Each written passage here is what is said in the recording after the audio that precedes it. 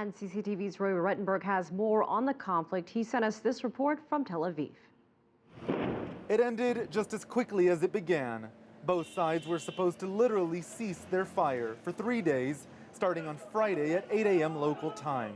Instead, the day was filled with more violence and more bloodshed. Shame on the Israelis. They're firing everywhere. We don't know what's going on. This happened after a supposed ceasefire. Where is this ceasefire? Where is Egypt that supposedly brokered the ceasefire? Dozens were killed and wounded in the southern Gaza city of Rafah, close to the Egyptian border. This following what Israel says was an ambush on its soldiers that left 2 killed, it says, and 1 kidnapped. We were 90 minutes into the ceasefire, minding our own business, defending our own positions, when a terrorist came out with a suicide belt, blew himself up, killed 2. Another gunman came out shooting and then abducted one of our officers. This is the fact. This is the situation. We have a reality where a terrorist organization, under the cover of a humanitarian recess, broke that recess, broke the humanitarian, which was for the Palestinian population so that they can resupply and deal with medical issues, and abducted our officer.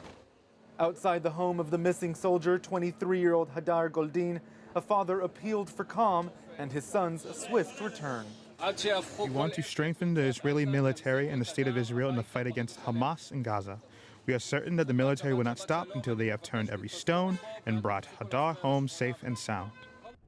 In 2011, Israel traded hundreds of Palestinian prisoners in exchange for 1 soldier who had been abducted by Hamas nearly 5 years earlier.